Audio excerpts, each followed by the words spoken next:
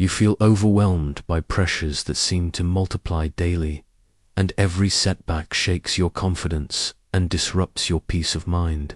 The stress is affecting your sleep, your health, and your happiness, while you watch others maintain their composure under similar pressures, leaving you wondering what secret they possess.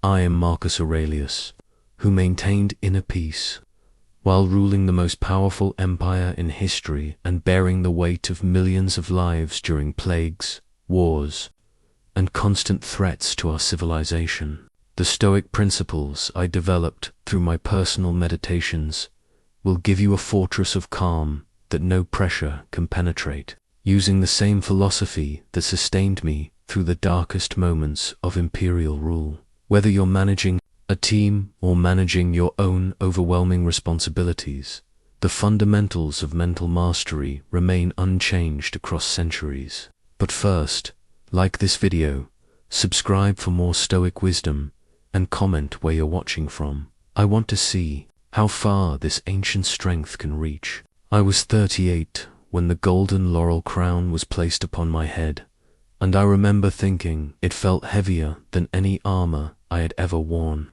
The Roman Senate had chosen me not because I sought power, but because my adoptive father, Antoninus Pius, believed I possessed the character to lead the greatest empire the world had ever known. In that moment, as the weight of 65 million lives settled upon my shoulders, I felt something close to terror.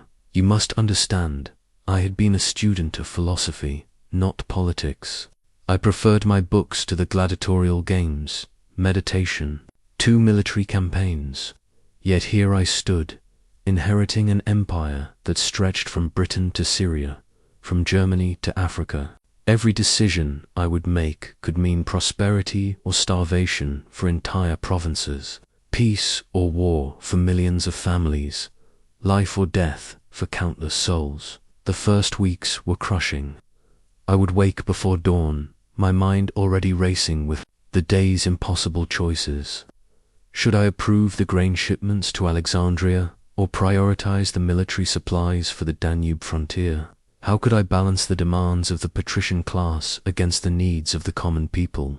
Every senator seemed to have a different opinion, every general a different strategy, every province a different crisis demanding immediate attention. I watched seasoned advisors crumble under pressures far less than what I faced daily. Men who had served emperors for decades would leave my council chambers with trembling hands and sleepless eyes. If these experienced leaders struggled with mere portions of imperial responsibility, how was I, a philosopher student, supposed to bear the entirety of it? The breaking point came during my first major Crisiza flood that devastated the grain supplies in Egypt, while Germanic tribes simultaneously threatened our northern borders. As reports poured in of suffering citizens and advancing enemies, I felt my mind fragmenting under the weight of competing demands. I couldn't eat, couldn't sleep, couldn't focus on any single problem without 10 others crowding into my thoughts.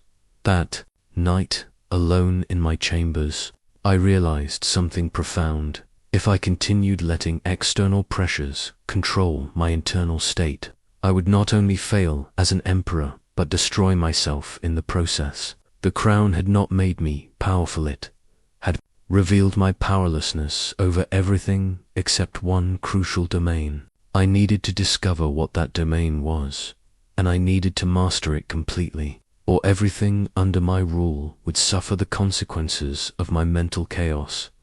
In the months that followed my coronation, I discovered something terrifying about the human mind. It could become its own worst enemy. While I struggled to find solutions to the empire's problems, my thoughts became like wild horses, pulling me in every direction at once, trampling any hope of peace or clarity beneath their chaotic galloping. I would lie awake at night, my mind spinning through endless scenarios. What if the Germanic tribes broke through our defenses? What if the grain shipments from Egypt were delayed again? What if my decisions led to unnecessary deaths?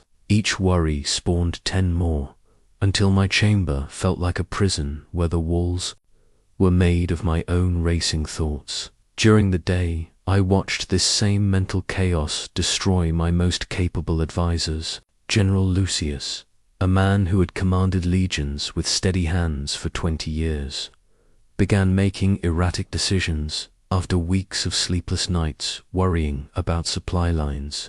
Senator Marcus, once known for his clear thinking, started contradicting himself in council meetings, his mind clouded by anxiety about political enemies who existed more in his imagination than in reality. I saw how uncontrolled thoughts created a cascading effect of poor judgment. When my treasurer worried obsessively about a province's tax revenue, he made hasty demands that pushed the citizens toward rebellion. When my advisors catastrophized about potential threats, they recommended extreme measures that created the very problems they feared. The more frantically their minds raced, the worse their decisions became. But the most shocking realization was watching how my own emotional reactions sabotaged my leadership. When news arrived of setbacks on the frontier, my immediate surge of anger would cloud my judgment for hours. I would snap at loyal advisors, make decisions from frustration rather than wisdom, and create tension in the very councils where I needed clear thinking and cooperation. I began to understand that thoughts were not neutral visitors to the mind, were powerful forces that shaped emotions, which in turn drove actions, which created results. Left uncontrolled, thoughts became like a flooding river, destroying everything in their path. The mind that should have been my greatest tool for governing had become a source of chaos and suffering. The turning point came when I realized that every person struggling under pressure from the lowest citizen to the emperor himself faced the same fundamental challenge. We had never been taught to manage our thoughts any more than we had been taught to manage a wild beast. We simply let them run free and then wondered why our lives felt chaotic and overwhelming. I knew then that I needed to learn something no tutor had ever taught me: how to transform my mind from a prison into a sanctuary, from a source of chaos into a foundation of strength. Salvation came from an unexpected source, an old Greek slave named Epictetus, whose teachings had been preserved by his students. Though he had lived decades before my time, his words reached across the years to offer me exactly what I needed: a practical philosophy for mastering the chaos of the human mind. I still remember the first principle that stopped my mental spinning in its tracks. You have power over your mind, not outside events. Realize this, and you will find strength. As I read those words in my private study, something shifted inside me. For months, I had been trying to control everything around me: the barbarians, the senators, the economy, when the only thing I truly controlled was my response to these challenges. Epictetus taught me about what he called the inner citadel, a fortress of the mind that no external force could breach. Just as Rome had physical walls to protect against invading armies, I could build mental walls to protect against invading thoughts of worry, anger, and despair. This citadel would not be made of stone and mortar, but of principles and practices that would keep my mind secure no matter what storms raged outside. The revolutionary insight was this: events themselves have no power to disturb us. Only our judgments about events create emotional disturbance. When I received news of a military defeat, it was not the defeat itself that caused my anguish. It was my judgment that this defeat was catastrophic, shameful, or threatening to my reputation. But what if I could change that judgment? I began practicing this immediately during my daily responsibilities. When a senator delivered frustrating news about delayed construction projects, instead of letting anger flood my mind, I paused and observed my reaction. I noticed the immediate impulse to blame, to criticize, to catastrophize about timeline impacts. Then I reminded myself, this senator is delivering information, nothing more. The delay is a fact to be addressed, not a personal attack to be resented. The transformation was remarkable. Within days, I found myself approaching imperial duties with a steadiness I had never experienced. Instead of my mind racing ahead to imagine disasters, I could focus on the actual information being presented and respond with clarity rather than emotional reactivity. My advisors began commenting on my increased calm and improved decision-making. But building this inner citadel required constant vigilance. Each day brought new challenges that tested my mental fortifications. News of plague in distant provinces, threats of invasion, political intrigue in the Senate. Each event was an opportunity to practice distinguishing between what I could control and what lay beyond my power. I learned to catch my thoughts in the moment they arose, like a guard watching the gates of a city. When worry about future outcomes tried to enter my mind, I would examine it. Is this within my control? If not, I would redirect my attention to what I could actually influence: my preparation, my response, my decisions in the present moment. This practice of mental observation became my daily discipline, as essential as any military training or political strategy. The first and perhaps most crucial discipline I had to master was what I came to call the discipline of desire, learning to want only what was within my power to achieve, and accepting everything else with equanimity. This lesson came at a terrible cost during the Germanic Wars, when my attachment to specific outcomes nearly destroyed my ability to lead effectively. I had invested months planning a campaign that I believed would secure our northern borders permanently. Every detail had been calculated, every contingency planned, every resource allocated. In my mind, this campaign was not just a military operation, it was my legacy, my proof that I could be both philosopher and warrior. I wanted victory so desperately that I had forgotten the first principle of Stoic wisdom: we control our efforts, not their results. When the campaign met unexpected resistance and early plans collapsed, I experienced something close to a breakdown. For 3 days, I could barely function as commander, so consumed was I with rage at the failure of my perfect strategy.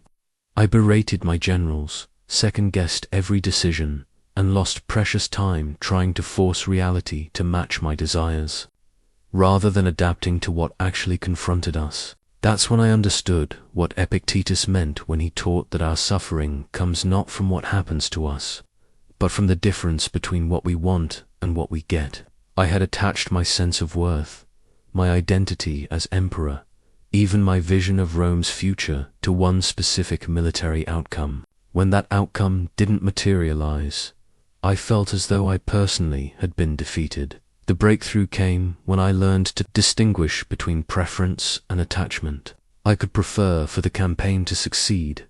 That was natural and appropriate. But I could not attach my inner peace to that preference without setting myself up for inevitable suffering. The weather would not consult my preferences. The enemy would not adjust their strategy to accommodate my desires. Reality would unfold according to its own logic, regardless of my wants.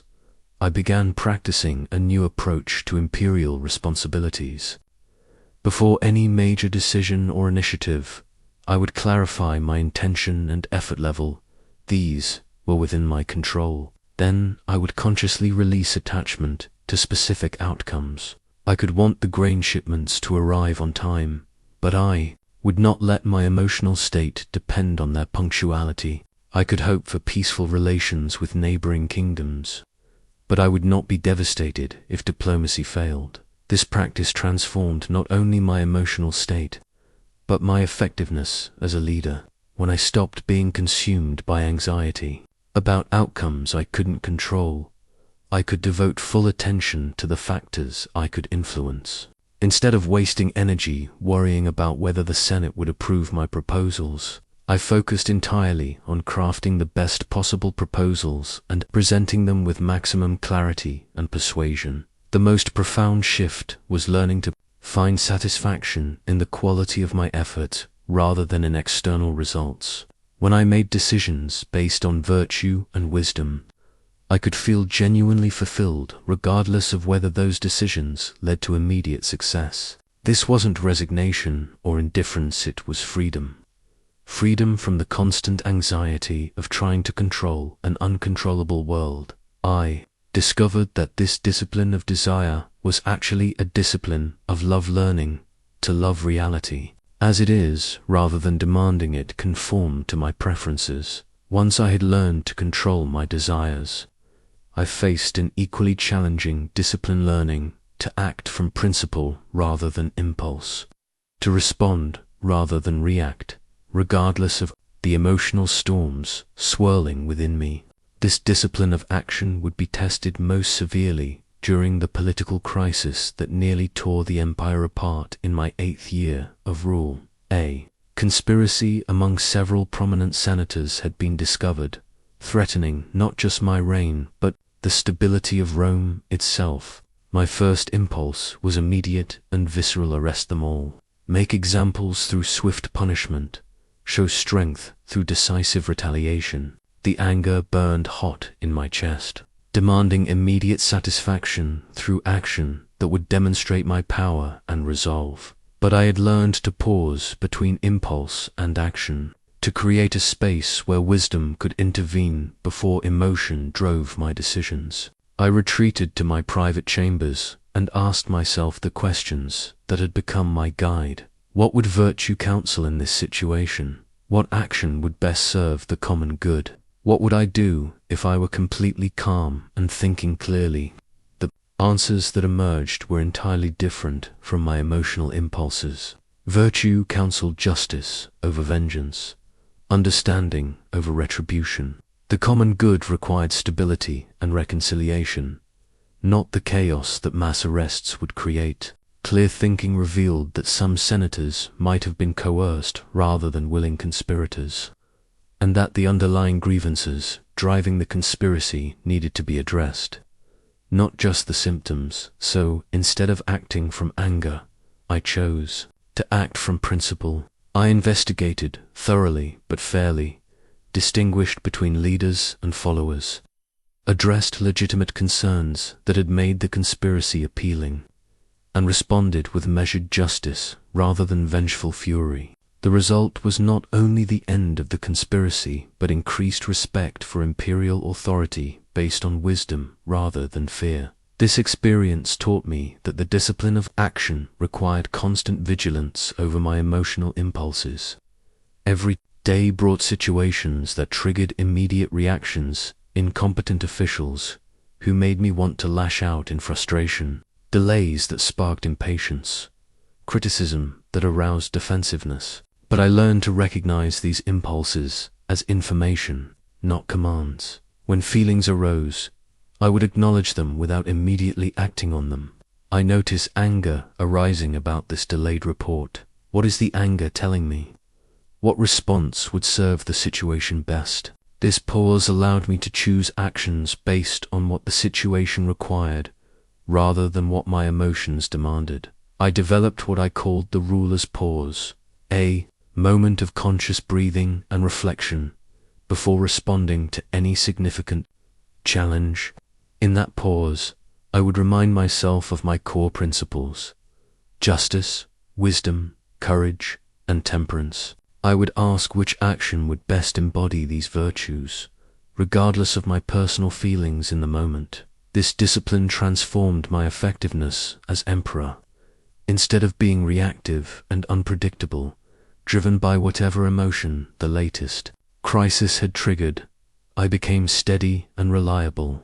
My advisors knew they could present difficult news without fear of explosive reactions. My decisions carried more weight because they came from consistent principles rather than fluctuating moods. The most powerful realization was that principled action actually felt better than emotional reaction, even when it required more effort and self-control in the moment. The third discipline I mastered was perhaps the most transformative: learning to change not what happened to me, but how I perceived what happened to me. This discipline of perception would be tested most severely during the darkest period of my reign, when the Antonine Plague swept through the empire killing millions and threatening the very foundation of Roman civilization. When the first reports of the plague reached Rome, my initial perception was one of catastrophe and defeat. Here was a force beyond any military strategy, any political maneuvering, any imperial power to control. I saw it as a cruel interruption of my plans, a devastating blow to the empire's prosperity, a tragic waste of human life that served no purpose. Through this lens, the plague appeared as pure suffering and loss, but as weeks turned to months and the crisis deepened, I realized that my perception of events was creating unnecessary additional suffering on top of the actual challenges we faced. The plague was what it was, a natural phenomenon beyond human control.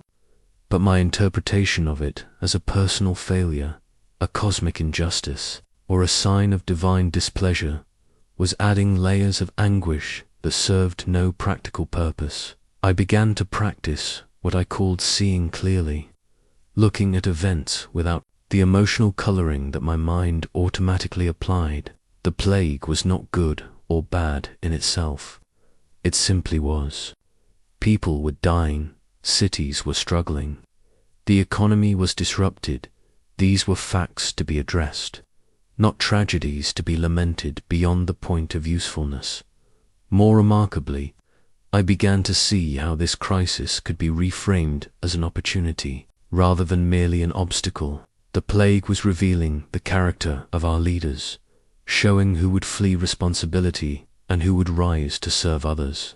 It was testing our organizational systems, revealing weaknesses that peacetime had hidden. It was forcing innovation in medicine, administration, and social support that might benefit future generations. Most importantly, I saw how the plague was offering me a chance to practice virtue under the most challenging circumstances imaginable. When it was easy to be just, wise, courageous, and temperate, those virtues carried little weight. But maintaining these principles while watching an empire suffer, that was when character was truly forged and proven. I learned to ask different questions about every challenge that arose. Instead of "why is this happening to me?" I asked "how can this make me stronger?" Instead of "this shouldn't be happening," I asked "what can I learn from this?" Instead of "this is terrible," I asked "how might this serve a purpose I cannot yet see?" This shift in perception transformed my experience of ruling during crisis. The same external events that had once filled me with despair now became sources of growth and meaning. Each difficult decision became an opportunity to practice wisdom. Each moment of pressure became a chance to demonstrate courage. Each temptation to act selfishly became a test of justice and temperance. I discovered that perception was like a lens. The same object could appear threatening or benign, overwhelming or manageable, meaningless or profound, depending on how I chose to view it. And unlike the objects themselves, the lens was entirely within my control. The practice became habitual. Whenever I encountered setbacks, criticism, delays, or disappointments, I would consciously reframe them as training for virtue, opportunities for growth, or information about what needed my attention. This wasn't denial or artificial optimism. It was choosing to see reality through the most useful and empowering perspective available.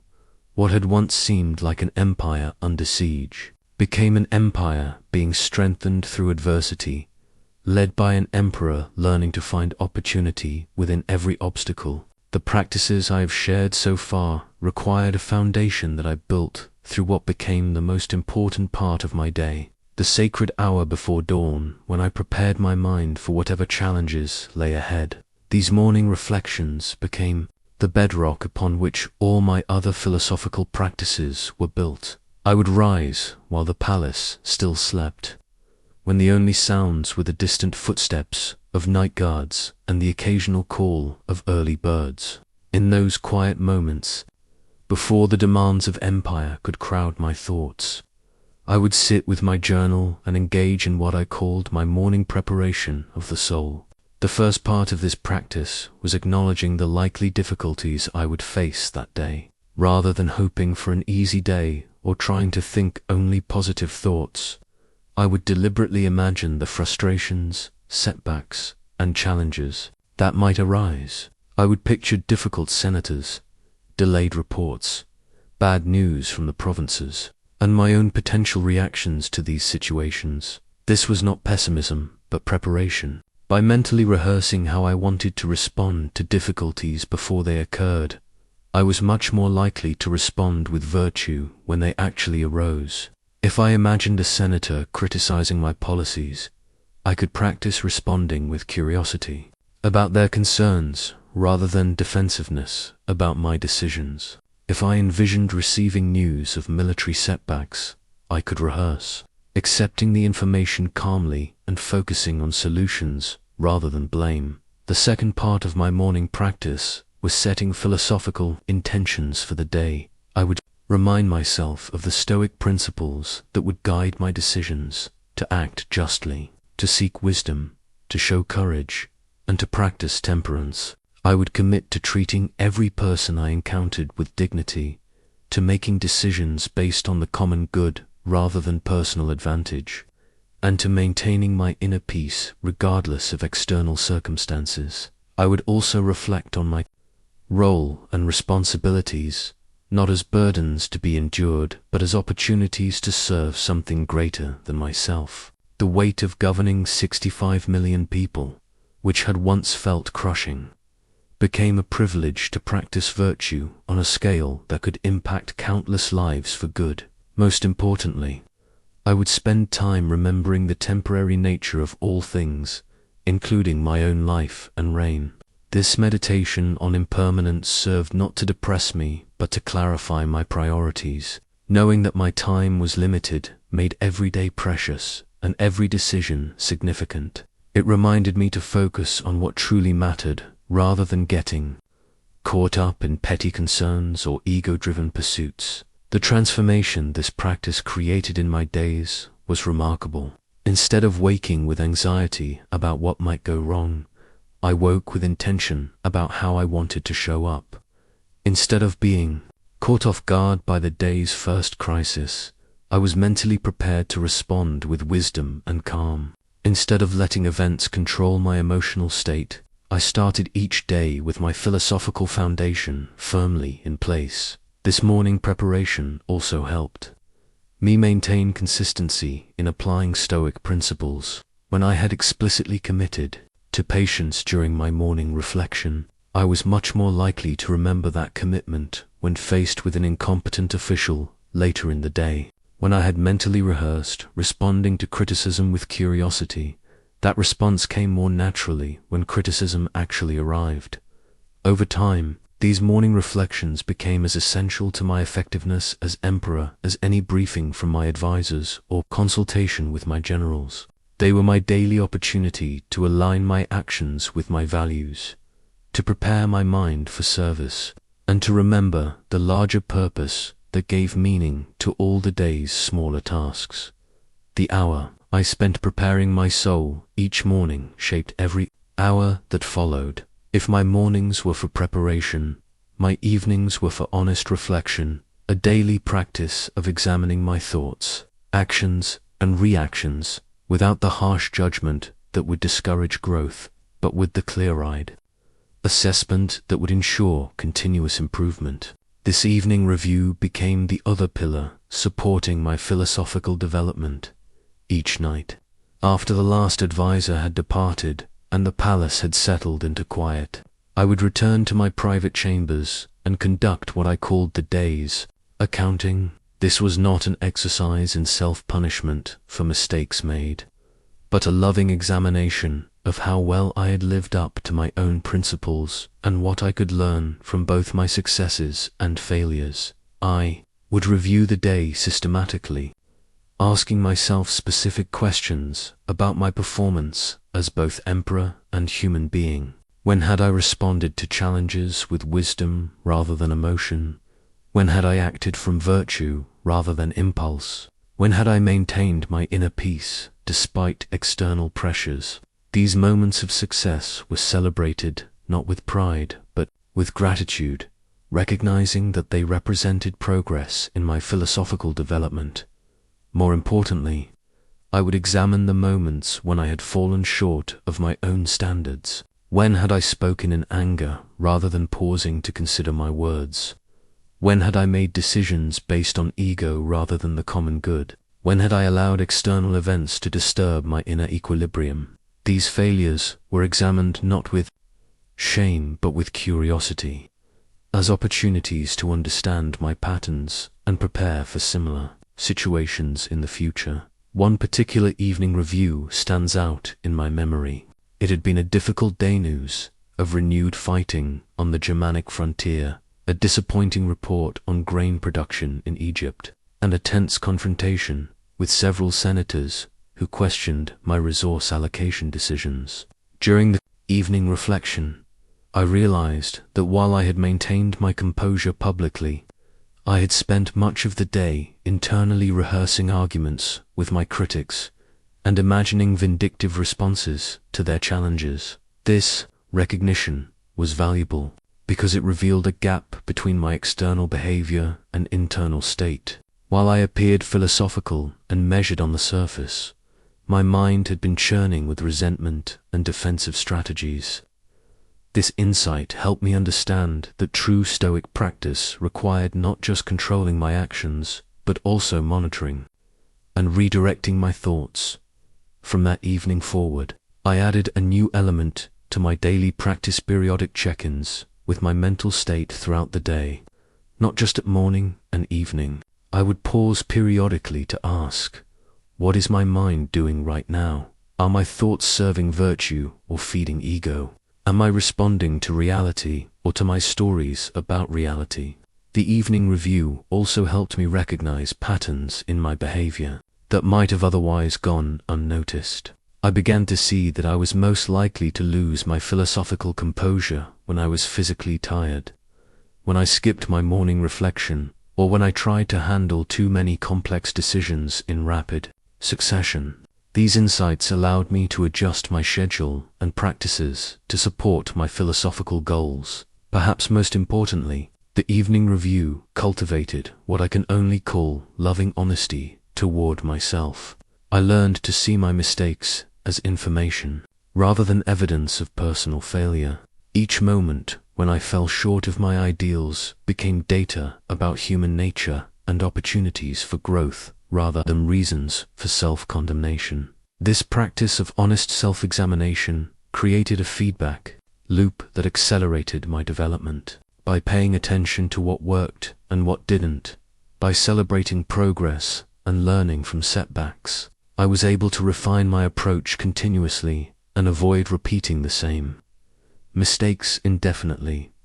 The evening review taught me that philosophy was not about perfection, but about conscious, continuous improvement guided by clear principles and honest self-assessment. Among all the philosophical practices I developed, perhaps none was more immediately transformative than learning to anchor my attention in the present moment rather than letting it drift into anxious futures or regretful pasts. This practice of presence became my refuge from the mental time travel that had once tormented my days and nights.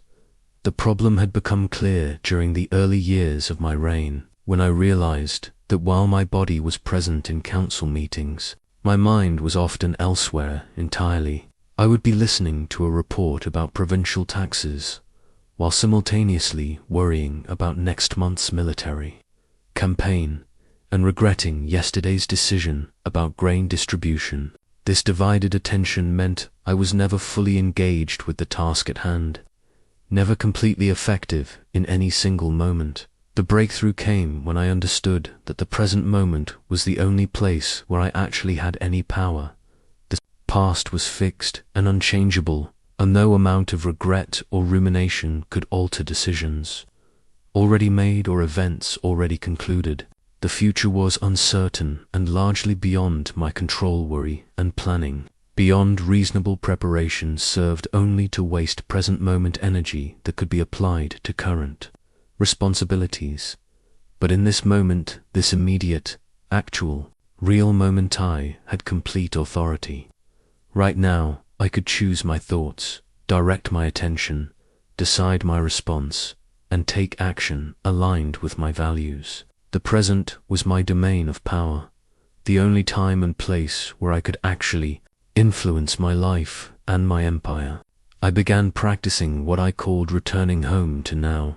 Whenever I noticed my mind wandering into past regrets or future anxieties, I would gently redirect my attention to immediate sensory experience. What could I see, hear, feel, smell in this actual moment? What task required my attention right now? What person deserved my complete presence? This practice transformed my effectiveness as emperor in ways I hadn't anticipated. When I gave complete attention to the advisor speaking to me, I heard subtleties and concerns that I had previously missed while mentally multitasking. When I focused entirely on the document I was reviewing, I caught important details that divided attention had overlooked. When I was fully present during judicial proceedings, I made more nuanced and fair decisions. More profoundly, I discovered that presence was the foundation of inner peace. Anxiety lived entirely in imagined future scenarios that might never occur, problems that might never arise, disasters that existed only in my projections. Regret lived entirely in unchangeable past decisions that could not be unmade, words that could not be unspoken, opportunities that could not be reclaimed. But in the present moment, even during the most challenging times, there was usually no actual crisis requiring immediate panic. There was simply whatever needed to be done right now, and I was capable of doing it. The plague was devastating, but in this moment, I could review relief efforts. The barbarians were threatening, but right now, I could consult with my generals. Political enemies were scheming, but at this instant, I could focus on governing wisely. I learned to distinguish between appropriate concern and useless worry. Appropriate concern led to present moment action, gathering information, making plans, taking steps to address real challenges.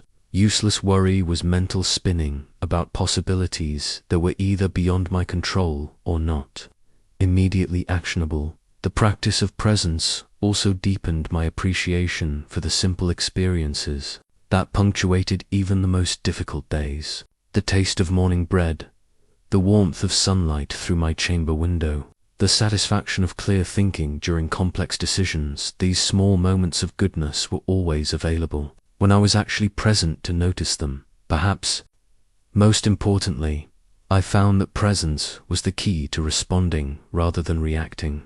When I was fully in the moment, I had access to all my wisdom, all my principles, all my training. But when my mind was scattered across multiple time zones, I was much more likely to act from impulse, emotion, or incomplete information. The present moment became my sanctuary, my source of power, and my pathway to effectiveness in every aspect of imperial life. Of all the emotions that threatened to undermine my philosophical practice, anger proved the most seductive and destructive.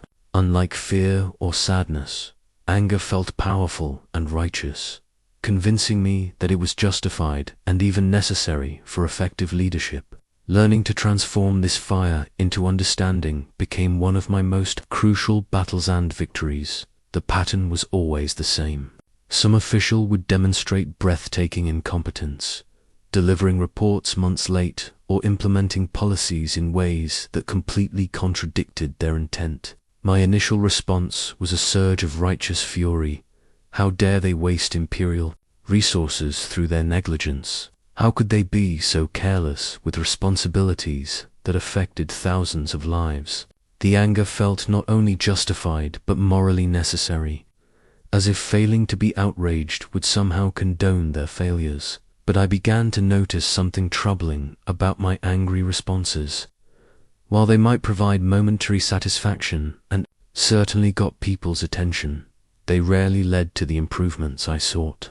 Subordinates who were berated for mistakes became defensive and less likely to report problems honestly in the future.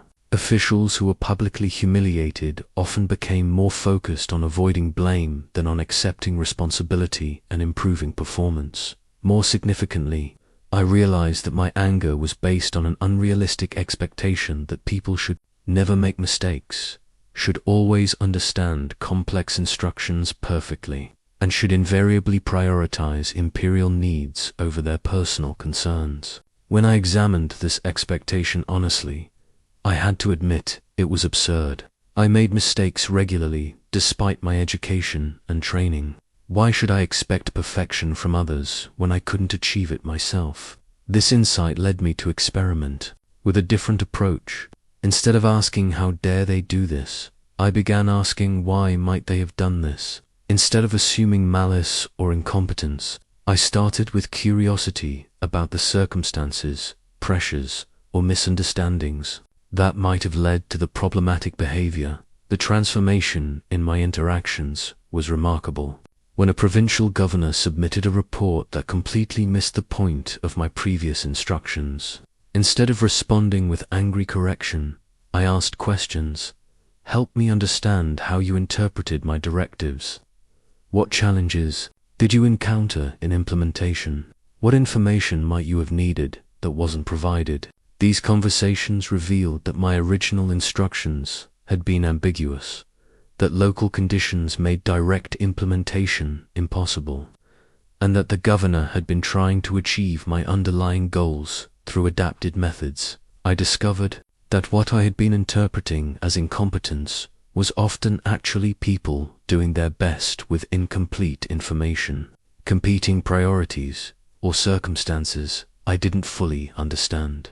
When I approached these situations with curiosity rather than condemnation, I learned about systemic problems that needed my attention and built stronger working relationships that prevented future misunderstandings. This didn't mean abandoning accountability or accepting poor performance, but I learned to address problems without the emotional charge that made solutions more difficult to achieve. I could still insist on high standards and clear consequences while maintaining respect for the humanity of those who fell short. The deeper lesson was about the nature of anger itself. I realized that anger was almost always a signal that reality was not matching my expectations, and that I had a choice. I could demand that reality change to match my expectations, or I could examine whether my expectations were realistic and helpful. Most of my anger, I discovered, was really frustration with my own lack of control over other people's choices, combined with unrealistic demands about how the world should operate. When I accepted that others would act according to their own understanding and priorities rather than mine, anger became much less frequent and much less intense. The practice became habitual. Whenever I felt anger rising, I would pause and ask, what expectation is not being met here? Is that expectation realistic? What would curiosity reveal that anger might miss? This simple shift from judgment to investigation transformed not only my emotional state, but my effectiveness as a leader. During the darkest years of the Antonine Plague, when death visited every household in the empire and claimed even my own children, I learned to embrace what most people flee from, the reality of mortality, as a teacher and guide for living fully. This relationship with death became not a source of morbid fascination but a fountain of clarity and courage. The plague forced me to confront death daily in ways that palace life had previously shielded me from. Reports arrived each morning detailing the toll in various cities: thousands dead in Alexandria, entire villages abandoned in Gaul, legions decimated not by enemy swords but by invisible disease. More personally painful were the deaths within my own family, including several of my children. Each loss a reminder that even imperial power offered no protection from life's fundamental vulnerability. Initially, these experiences filled me with the expected emotions: grief, fear, desperate attempts to control outcomes beyond any human influence. I found myself making bargains with the gods, searching frantically for medical solutions that didn't exist. and raging against the unfairness of a universe that would allow such indiscriminate suffering. But gradually, I began to see death not as an enemy to be defeated, but as a teacher offering profound lessons about how to live. The first lesson was about priorities. When I truly absorbed the reality that my time and everyone's time was limited and uncertain, trivial concerns fell away with startling clarity. Political squabbles that had once consumed my attention revealed themselves as petty distractions. Ego-driven projects that had seemed important lost their appeal when measured against mortality's absolute standard. The second lesson was about presence, knowing that this conversation, this sunset, this moment of shared laughter with advisors might be among my last made each experience more vivid and precious. I found myself listening more intently, noticing beauty more readily, expressing appreciation more freely. Death had given me a gift, the ability to fully inhabit each moment, instead of taking my continued existence for granted. The third lesson was about courage. When I accepted that death was inevitable and could come at any time, many fears lost their power over me. What was the worst that political enemies could do? Kill me. That would happen eventually anyway. What was the worst outcome of a difficult decision? Failure that might damage my reputation. My reputation would outlast me or fade regardless. This wasn't reckless indifference, but liberated action, the freedom to choose virtue over safety, principle over popularity, service over self-preservation. I began practicing what I called memento mori, daily remembrance of death. Each morning, I would remind myself that this might be my last day of life, and ask what that reality should influence about my priorities and choices. Each evening, I would reflect on the day as if it were complete, considering whether I could be satisfied with how I had lived if death came during the night. This practice wasn't intended to create morbid obsession, but to generate what I can only call profound aliveness. When I lived with awareness of mortality, every kind word became more meaningful, every moment of beauty more striking, every opportunity to serve others more precious. Perhaps most importantly, accepting death's inevitability freed me from the desperate attempt to make my life permanent through monuments, conquests, or historical legacy. While I still worked to serve the empire and future generations, I was no longer driven by frantic need to cheat mortality through worldly achievements. I could act from love and duty rather than from terror of being forgotten. The relationship with death also taught me compassion for others' suffering and fear. Everyone I governed was facing the same fundamental vulnerability, the same uncertainty about time remaining, the same grief over losses. This shared condition created a bond deeper than political allegiance. We were all fellow travelers on a brief journey, deserving of kindness and understanding, regardless of our different roles and circumstances. Death became my advisor, always present but never oppressive, reminding me to choose love over fear, service over selfishness, meaning over comfort. In befriending mortality, I had found the secret to truly living. Perhaps no aspect of imperial life tested my philosophical development more consistently than dealing with the endless parade of senators, generals, governors, and advisors whose behavior seemed designed to frustrate every attempt at rational governance. Learning to maintain inner peace while working with difficult people became a daily practice that transformed both my effectiveness as a leader and my understanding of human nature. The challenge was immediate and constant.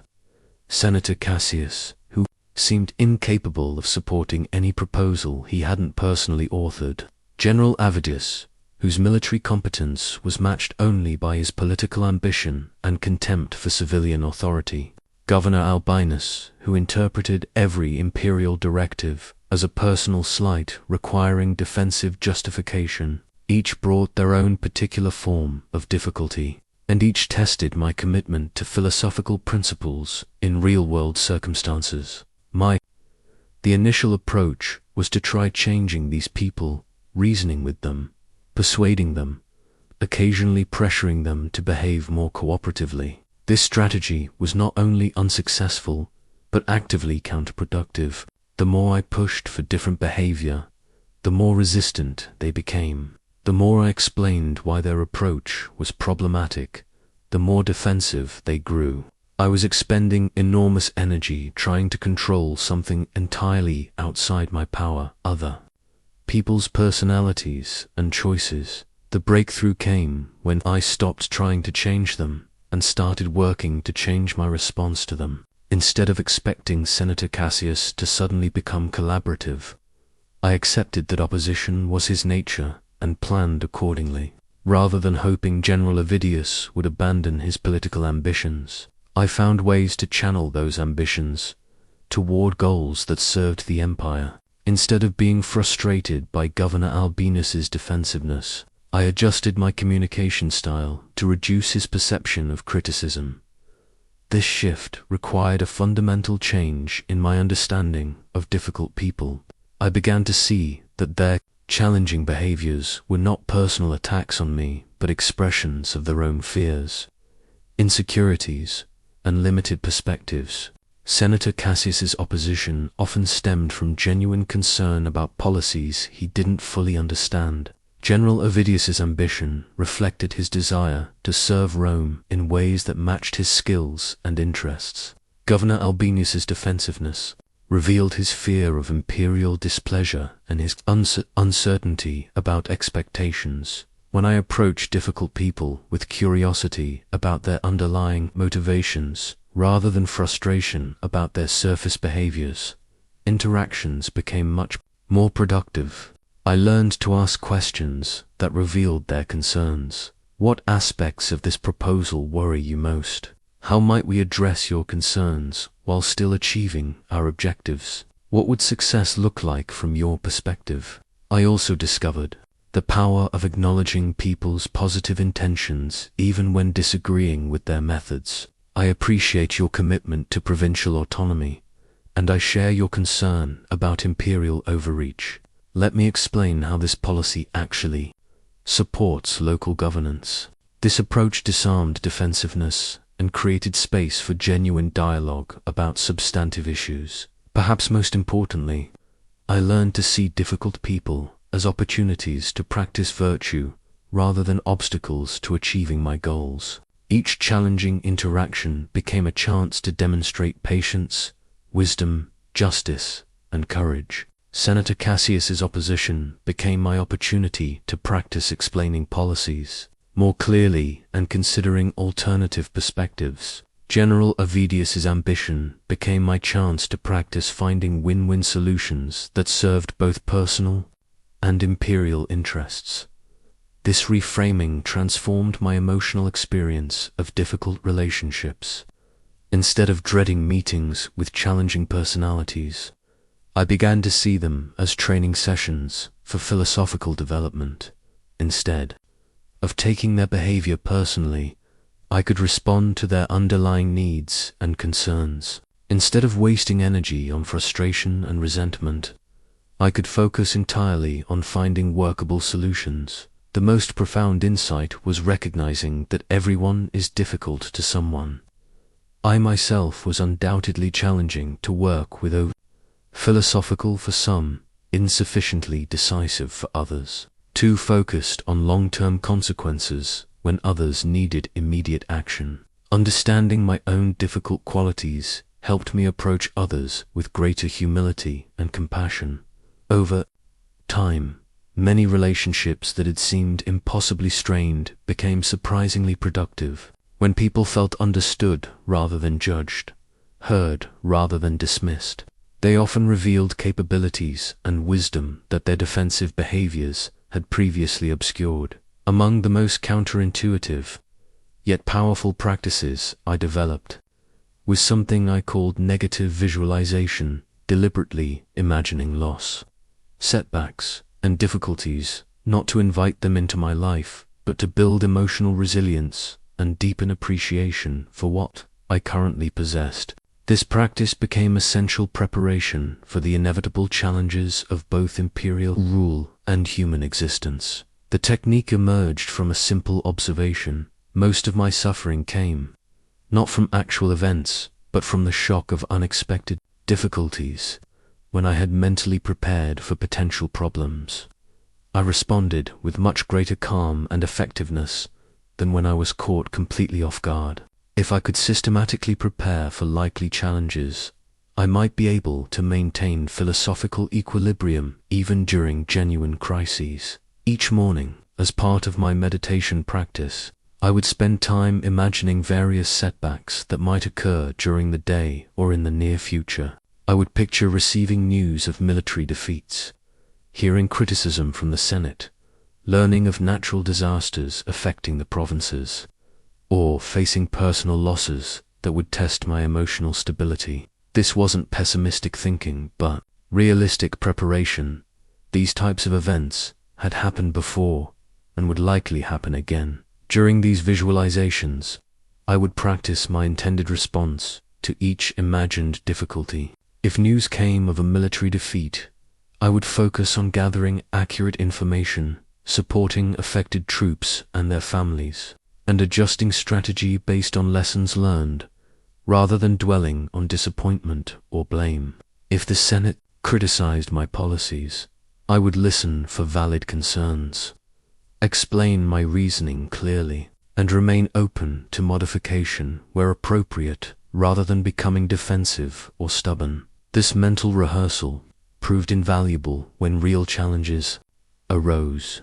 During the Germanic campaigns, when we suffered a significant defeat at the hands of the Marcomanni, I found myself responding with the calm, systematic approach I had practiced, rather than the emotional devastation that might have resulted from complete surprise.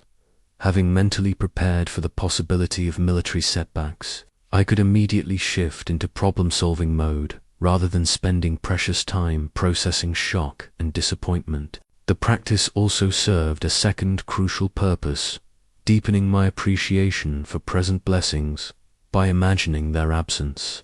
I would visualize the empire without its current prosperity, my family without its current health, my advisors without their current loyalty and competence.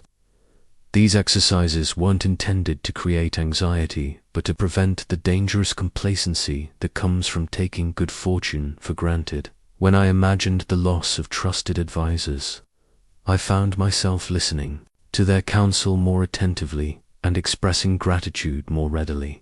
When I pictured the empire facing greater threats than those currently confronting us, I felt renewed appreciation for the relative peace and stability we enjoyed. When I contemplated my own mortality, each day of health and effectiveness became more precious and meaningful.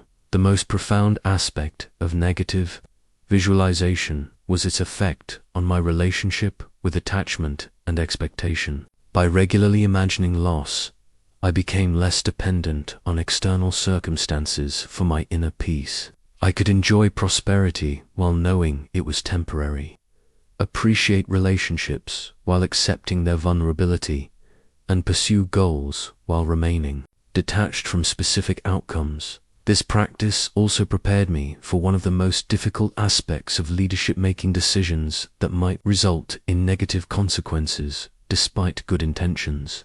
When I had mentally rehearsed the possibility of well-intentioned policies leading to unintended harm, I was better able to make necessary decisions without being paralyzed by fear of potential criticism or failure.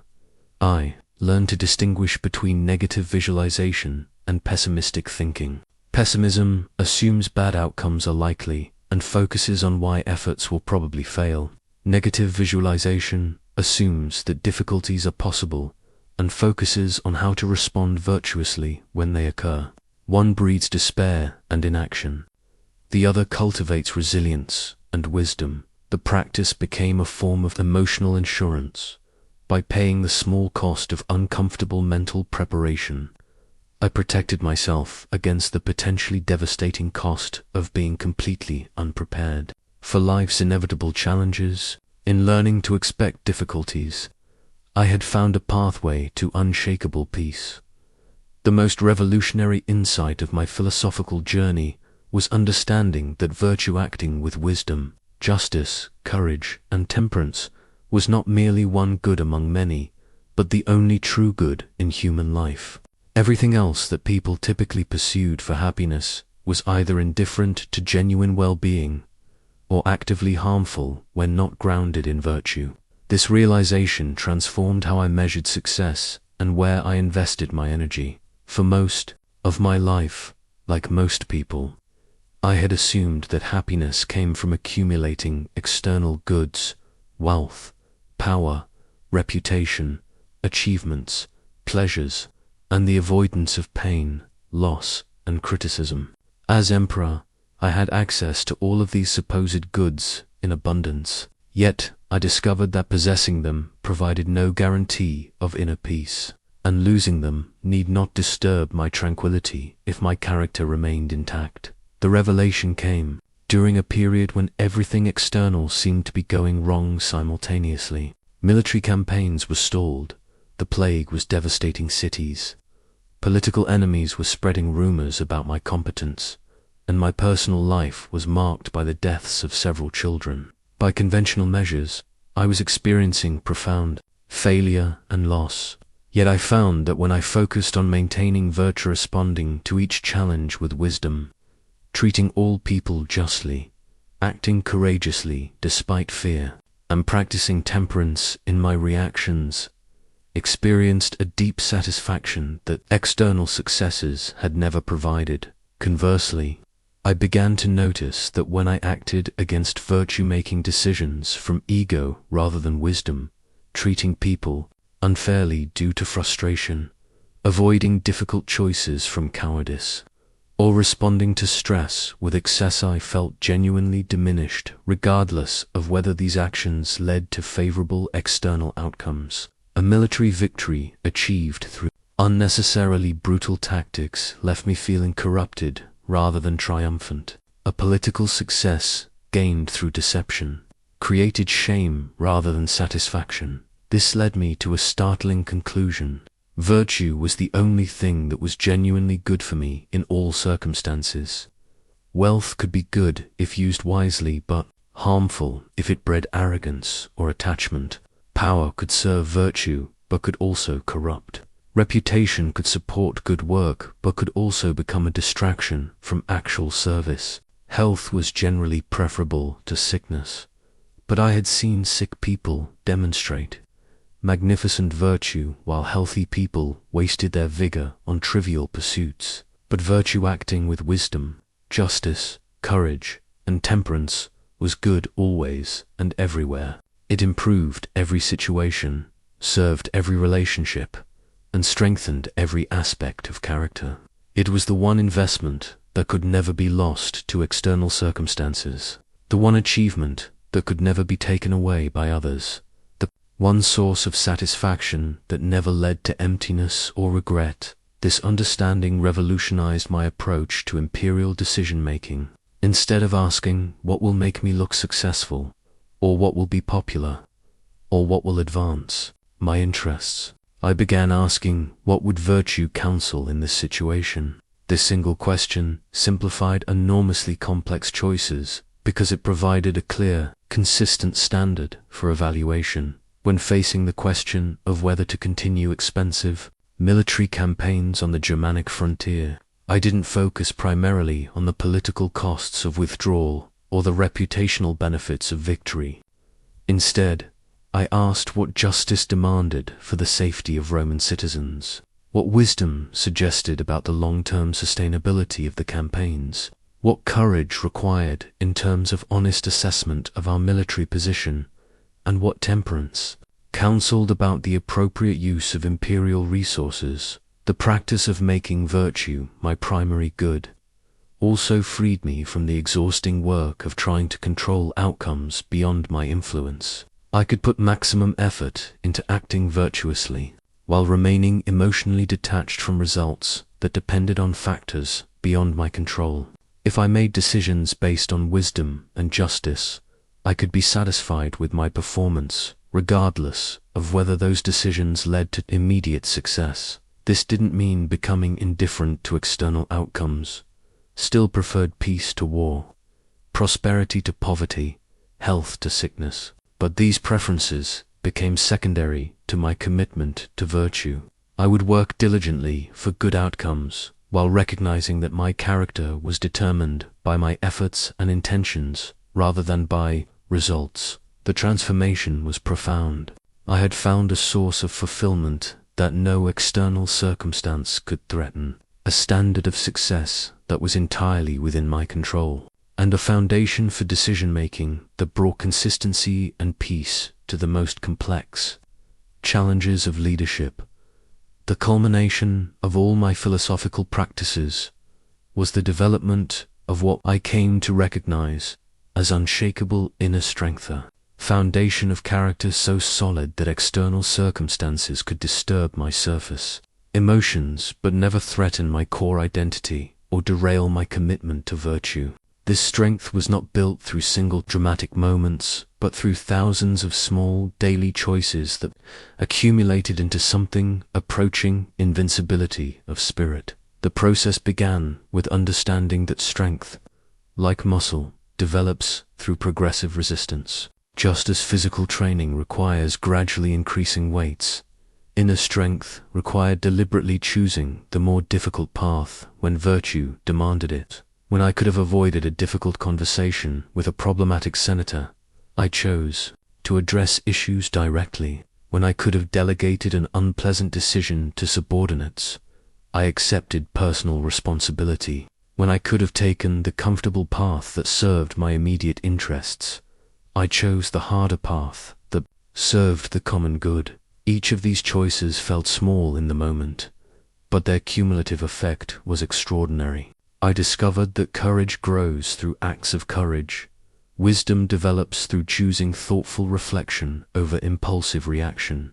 Justice strengthens through consistently fair treatment of others, and temperance builds through repeated choices of moderation over excess. Character was not a fixed trait, but a muscle that grew stronger with deliberate exercise. I also learned the power of voluntary discomfort, deliberately choosing difficulty when ease was available. During the plague years, when I could have isolated myself in the safest parts of the palace, I chose to visit affected areas and comfort suffering citizens. When comfortable quarters were available during military campaigns, I sometimes chose to sleep in simpler conditions alongside my soldiers. When rich foods were available, I occasionally chose simple meals to maintain appreciation for basic sustenance. These practices weren't masochistic self-punishment, but training for resilience.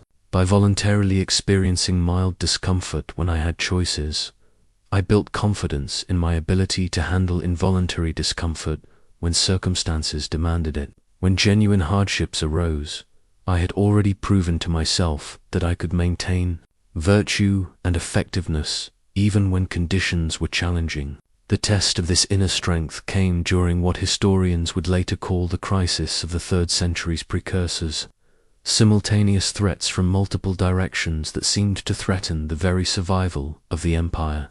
Barbarian invasions, internal rebellions, economic disruption, and continuing plague created a situation that would have paralyzed me in my earlier years. But by this time, I had built sufficient inner strength to remain calm and effective, even as the world seemed to be collapsing around me during these dark months. I found that my daily practices had created something like emotional shock absorbers. Bad news still affected me, but it didn't devastate me. Setbacks still disappointed me, but they didn't define me. Criticism still stung, but it didn't shake my fundamental confidence in my commitment to virtue and service. I had learned to distinguish between surface turbulence and deep stability. Like a tree with deep roots, I could bend with external storms without being uprooted. My emotions might fluctuate with circumstances, but my core remained steady.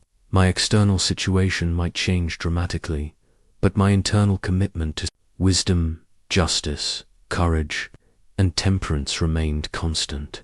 This strength was not coldness or indifference. I still felt deeply, cared intensely, and was moved by both beauty and suffering.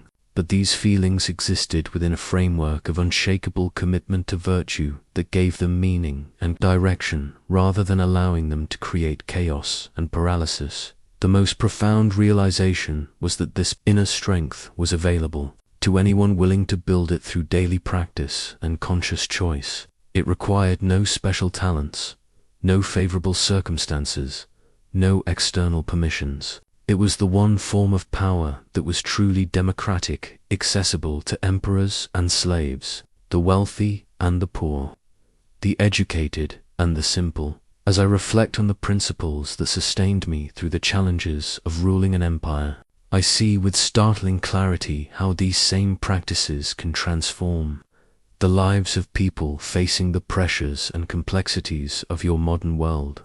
The external circumstances may have changed dramatically since my time, but human nature and the fundamental challenges of living with wisdom, courage, and inner peace remain remarkably constant. Consider the parallels between imperial governance and modern workplace leadership. Just as I had to manage senators with competing agendas, generals with conflicting strategies, and provinces with diverse needs, today's leaders must navigate teams with different personalities, stakeholders with varying priorities, and organizations with complex, often contradictory demands. The same principles that helped me maintain effectiveness and equanimity can serve anyone facing these universal challenges of human coordination and decision-making. The discipline of desire translates directly to modern professional life. Instead of attaching your inner peace to getting the promotion you want, receiving the recognition you deserve, or achieving the outcomes you've planned, you can focus on what remains within your control: the quality of your work, the integrity of your interactions, the wisdom of your decisions, and the consistency of your effort. When you stop demanding that external circumstances conform to your preferences, you free yourself to respond effectively to whatever actually occurs. The discipline of action becomes crucial when facing workplace pressures and conflicts. Rather than reacting emotionally to difficult colleagues, unreasonable deadlines, or unexpected setbacks, you can create space between stimulus and response. You can pause, consider what virtue counsels in this specific situation, and choose actions based on principles rather than impulses. This approach not only maintains your inner peace, but often leads to better, practical outcomes than emotional reactivity would achieve. The discipline of perception may be most relevant of all to modern life, where media, social networks, and constant information streams can easily overwhelm mental clarity. Just as I learned to see the plague as an opportunity to practice virtue rather than merely as a catastrophe to endure, you can reframe modern challenges as training for character development. Job loss becomes an opportunity to demonstrate resilience and explore new possibilities. Criticism becomes information about how to improve rather than evidence of personal failure. Economic uncertainty becomes a chance to practice gratitude for what you currently have, rather than a reason for panic about what you might lose. The daily practices I developed are easily adaptable to contemporary routines. Morning reflection requires no special equipment or training. Simply beginning each day with intention about how you want to respond to likely challenges and what values will guide your decisions. Evening review needs nothing more than honest self-examination about what went well, what could improve, and what lessons emerged from the day's experiences. Present moment awareness becomes even more valuable in an age of constant distraction and digital overwhelm. The same practice that helped me focus completely on imperial councils can help you give full attention to important meetings, meaningful conversations, and significant decisions. The ability to anchor attention in immediate experience rather than letting it scatter across past regrets and future Anxieties is perhaps more necessary now than it was in my time. The transformation of anger into understanding may be more crucial than ever in polarized times when disagreement often escalates into personal attacks and tribal hostility. The practice of approaching opposition with curiosity about underlying concerns, rather than condemnation of surface positions, can improve both personal relationships and professional collaborations. Even negative visualization adapts beautifully to modern circumstances. By occasionally imagining the loss of your current job, health, relationships, or financial security, you can build emotional resilience for genuine difficulties while deepening appreciation for present blessings. This isn't pessimistic thinking, but realistic preparation for the inevitable challenges that every life contains.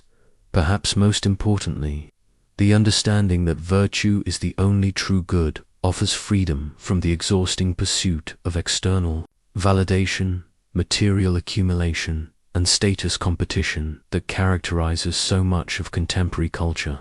When you measure success by the integrity of your character rather than the size of your bank account, the prestige of your position, or the approval of others, you discover a source of satisfaction that no economic downturn, organizational change, or social media criticism can threaten. These principles have sustained leaders, philosophers, and ordinary people for over 2,000 years because they address timeless aspects of human experience that transcend specific historical circumstances. They offer not escape from life's difficulties but tools for navigating them with grace, wisdom, and unshakable inner strength. As my time draws toward its close and I reflect on the empire I will leave behind, I realize that the most important realm I governed was not the vast territories stretching from Britain to Syria, but the smaller kingdom within my own mind. This internal empire built through daily practice, sustained by philosophical principles, and defended by conscious choices, the one legacy that truly matters, and the one domain where you, too, can achieve complete sovereignty, the external.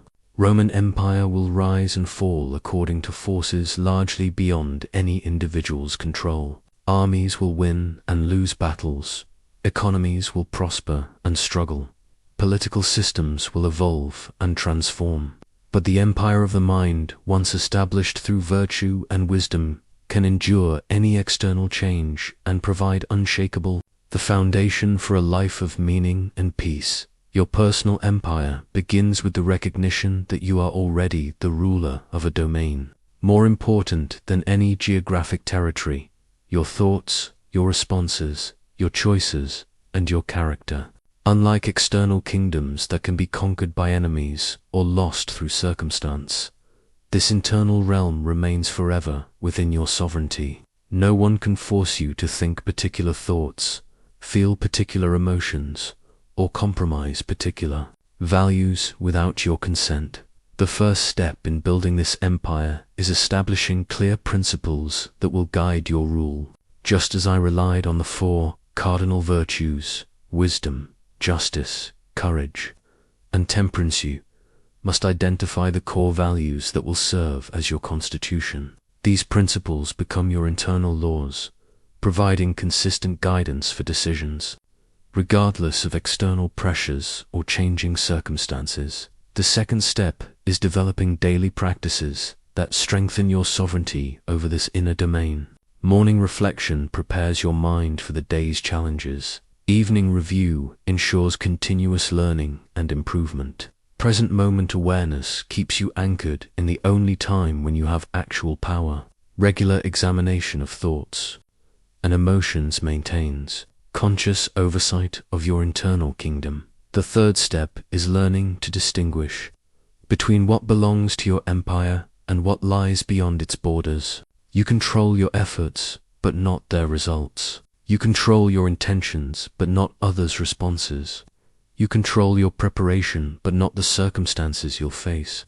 When you stop trying to govern territories outside your jurisdiction, you can devote full attention to ruling effectively within your actual domain. The fourth step is building defenses against the forces that would undermine your sovereignty.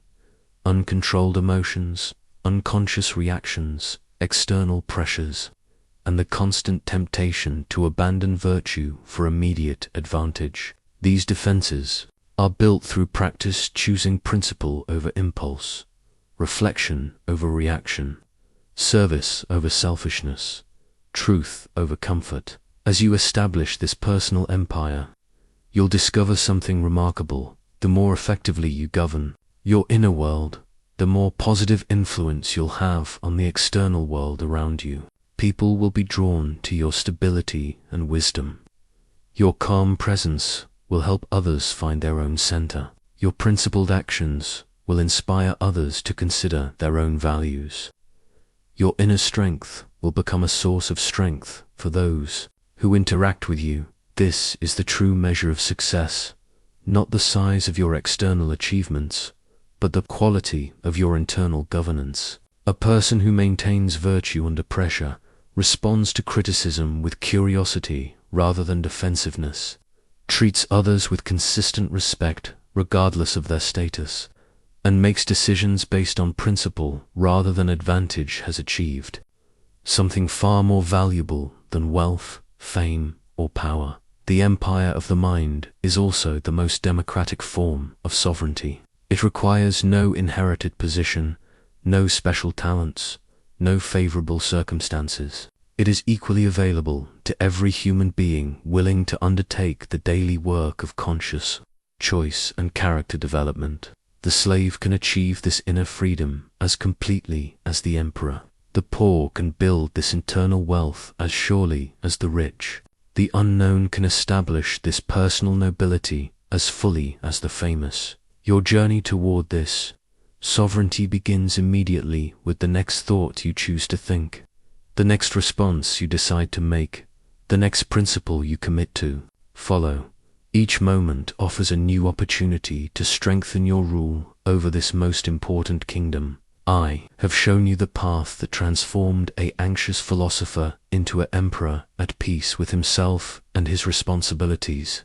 I have shared the practices that sustained me through plague, war, political intrigue, and personal loss. I have revealed the principles that gave meaning to power and dignity to duty. Now, the choice is yours. Will you accept sovereignty over your own mind? Will you build the inner empire that no external force can threaten? Will you discover the unshakable strength that comes from virtue practiced daily in the midst of life's inevitable challenges? This is my final gift to you, the knowledge that true power lies not in controlling others, but in mastering yourself. Not in conquering territories, but in governing your thoughts. Not in accumulating external goods, but in building internal character. Rule well your personal empire. The world needs leaders who have first learned to lead themselves.